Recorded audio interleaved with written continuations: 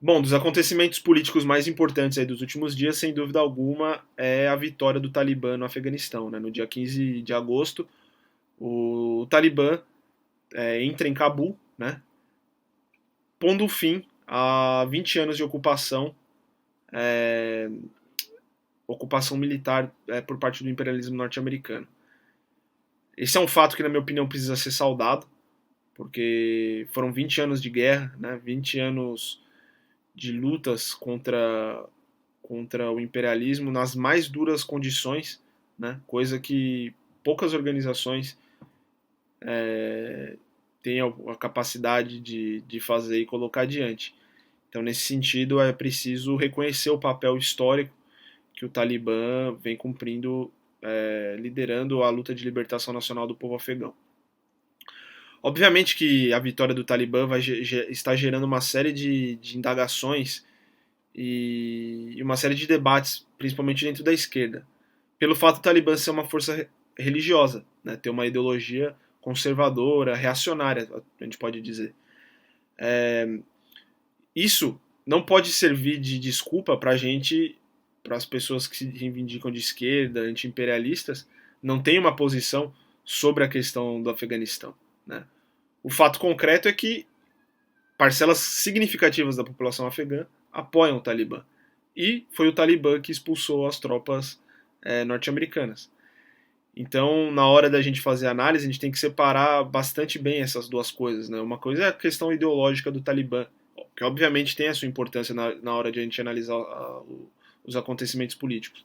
Outra coisa é o papel concreto e objetivo que o processo como um todo é, desencadeia. Né? Então, a luta do povo afegão liderado pelo Talibã, não importa qual ideologia o Talibã tenha, é objetivamente uma luta de caráter revolucionário, né? Anti-imperialista. Então a gente tem que ter isso bastante claro. No último mês, já existiam sinais claros de que a comunidade internacional, né, vamos usar esse termo, estava começando a reconhecer, né, o Talibã.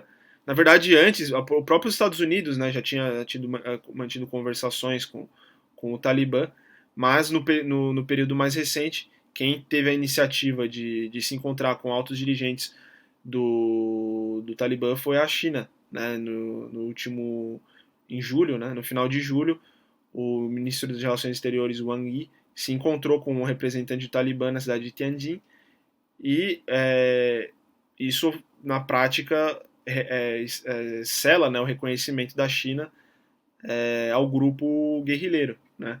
O próprio Wang Yi, na declaração, nas conversas, ele fala que o Talibã é uma força política e militar legítima, né, do povo afegão, e é por conta disso também que a China aceita manter conversações, né, com o Talibã. Óbvio que fazendo exigências, né, em relação a como vai ser a questão do relacionamento entre o Talibã e os grupos extremistas que existem em Xinjiang, é, só que praticamente certo que a China reconhece o Talibã, né, como força política militar.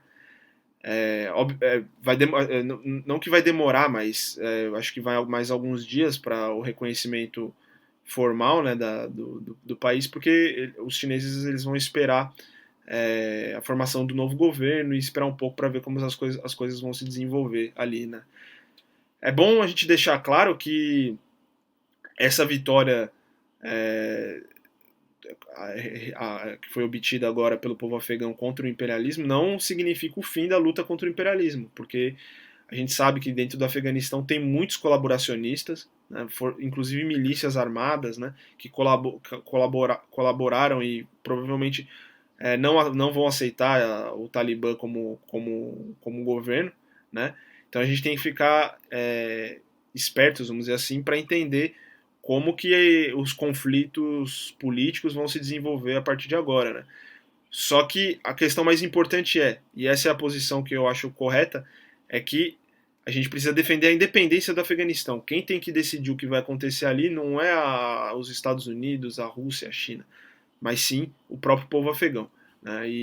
De fato, a vitória do Talibã e do povo afegão contra a intervenção imperialista, de fato é um episódio importante dessa luta ampla e geral que vai continuar se desenvolvendo, e a gente vai ter que esperar alguns dias, né, até mesmo meses, para ver exatamente o que vai acontecer.